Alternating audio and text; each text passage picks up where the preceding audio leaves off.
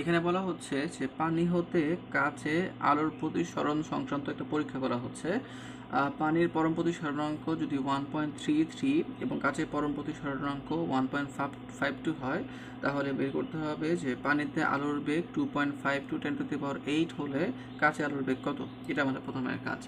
আর দ্বিতীয়ত বের করতে হবে যে পানি থেকে 65 ডিগ্রি কোণে আলোক রশ্মি পাঠানো হলে বা আপতিত করা হলে কি ঘটবে, অর্থাৎ প্রতিসরণ কোণের মানটা আমাদের বের করতে হবে দ্বিতীয় ক্ষেত্রে। তো প্রথম অঙ্কটা আমরা আসি। প্রথম অঙ্কে দেওয়া আছে পানির পরম প্রতিসরণাঙ্ক, সেটার মান হচ্ছে গিয়ে আমরা ইটা ডাব্লিউ হিসেবে প্রকাশ করলাম, সেটার মান দেওয়া আছে 1.33। আর দেওয়া আছে কাচের পরম প্রতিসরণাঙ্ক অর্থাৎ ইটা জি গ্লাসের হিসেবে 1.52। আমাদের পানিতে আলোর বেগ দেওয়া আছে, আমাদের পানিতে আলোর বেগের মান অর্থাৎ CW সেটা দেওয়া আছে 2.52 10⁸ মিটার পার সেকেন্ড। আমাদের বের করতে হবে গ্লাসে আলোর বেগ কত। তো আমরা জানি যে পরম প্রতিসরণাঙ্কের সাথে প্রতিসরণাঙ্কের সম্পর্ক সূত্র হচ্ছে এইরকম, যে এই ক্ষেত্রে আমরা মনে রাখবো সহজ একটা শর্টকাট নিয়ম হচ্ছে গিয়ে যে পরম প্রতিসরণাঙ্কের ক্ষেত্রে যেই মাধ্যমের সাপেক্ষে আমাদের হিসাবটা করতে হয় তার পরম প্রতিসরণাঙ্ক আসে হচ্ছে গিয়ে নিচে, আর যারটা বের করতে হবে সেটারটা আসে হচ্ছে গিয়ে উপরে। প্রতিসরণাঙ্কের আলোর বেগের সম্পর্ক হচ্ছে এইরকম যে সেই ক্ষেত্রে আবার নিয়মটা হচ্ছে গিয়ে যার সাপেক্ষে আমাদের বের করতে হবে তার বেগ আসবে হচ্ছে গিয়ে উপরে, আর নিচে আসবে হচ্ছে গিয়ে অপর মাধ্যমেরটা।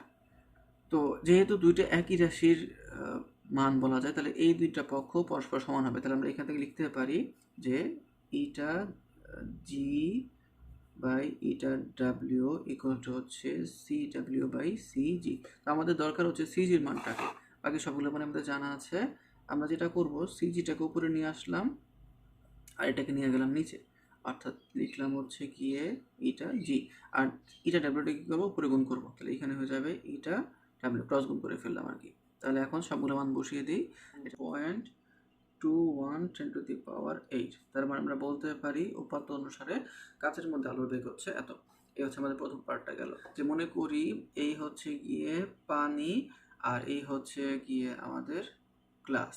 হ্যাঁ, তো আলোক রশ্মি হচ্ছে পানি থেকে যাচ্ছে হচ্ছে গিয়ে আমাদের 65 ডিগ্রি কোণে।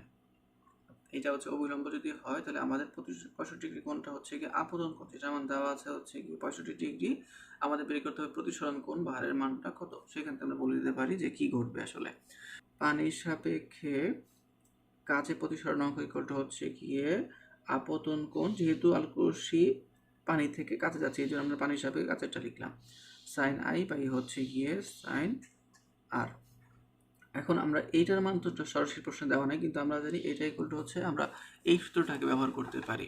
হ্যাঁ, আমরা লিখতে পারি তাহলে এটার পরিবর্তে যে eta G by eta W equal to হচ্ছে গিয়ে সাইন আই বাই হচ্ছে গিয়ে সাইন আর।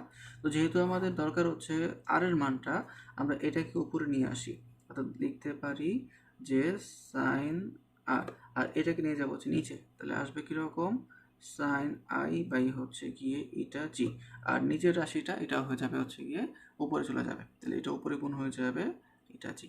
এখন সবগুলো মান বসিয়ে দেওয়া যায় এত। তাহলে আমরা বলতে পারি যে আলোক রশ্মি যখন পানি থেকে কাচের মধ্যে 65 ডিগ্রি কোণে আপতিত হবে তখন সেটা এত কোণে 52.47 ডিগ্রি কোণে প্রতিসরিত হয়ে চলে যাবে। এই হচ্ছে আমাদের অঙ্কের উত্তর।